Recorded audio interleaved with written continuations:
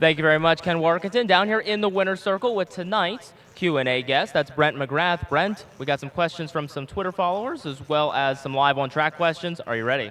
I'm ready.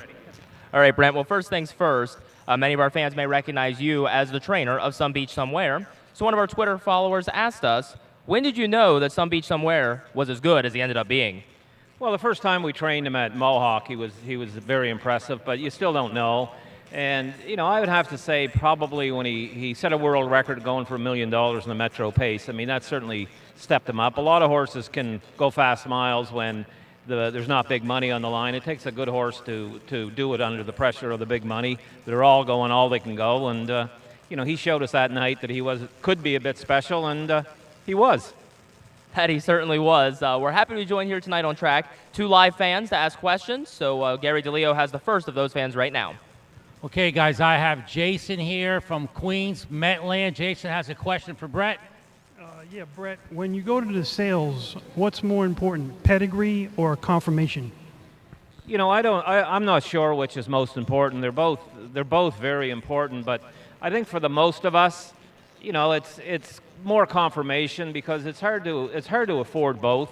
If you get the right confirmation and the right breeding, you're going to pay a premium for it. And some of the better horses have been bought in the $40,000 to $50,000, $60,000 range, and probably they were lacking in something. And I would guess in most cases it was probably a bit lighter on the breeding than the expensive ones. That's what my guess would be. So I've tended to concentrate more on the confirmation and maybe take a little less in the breeding. Well, Brent, of course, you're down here tonight, this weekend, for Meadowlands Pace Eliminations Beach Class. You currently train a son of Somebeach Somewhere, and one of our questions about him is that Beach Class, a lot of his stakes engagements coming up down here in the United States. How does the shipping work for him? Is he going to be back and forth, staying down here? We're still not sure on that. We're here now, and we're here hopefully for next week. Then he goes to the Adios from there, and then back here for the Cane.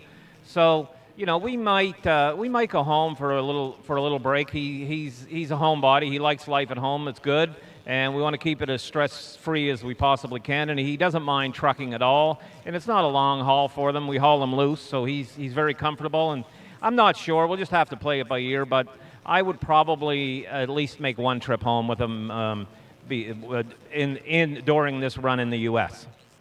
Well, we'll go back to Gary DeLeo. Another question about Beach Class. It's probably one of...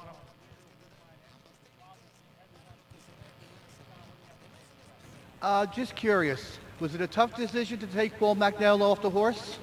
No, it wasn't. It wasn't a case of taking Paul off the horse. I had sensed Paul come down last year for the Breeders' Crown, and I had the feeling that he had came because it was me. He really wasn't all that keen in coming. He's training now. He has a beautiful stable. He's a Saturday night guy racing at Mohawk with his own horses, like hitting around 450, 475 average.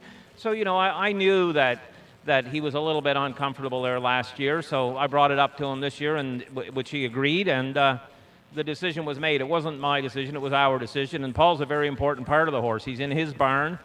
And when we're training fast miles, why would I get up behind him going a fast mile when I got a guy like him that knows what horses do? Horses like him do at high speed, and and him and Yannick are right on the same page, and they talk, and yeah, it's a perfect setup.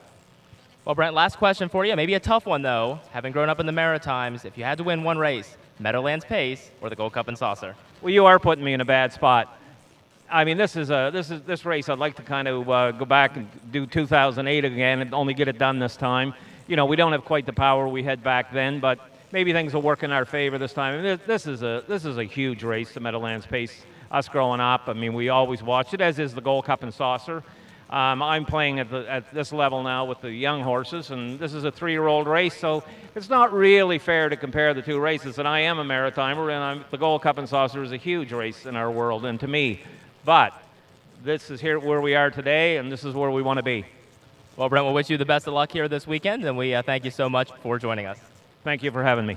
And again, we'll thank all of our fans, both on track and via social media world, for submitting questions. A lot of great questions submitted here tonight. We'll look forward to joining you next live race night for another Q&A. But first things first, we'll go to commercial break here. Dave Brower, Dave Little on the other side to preview tonight's featured action.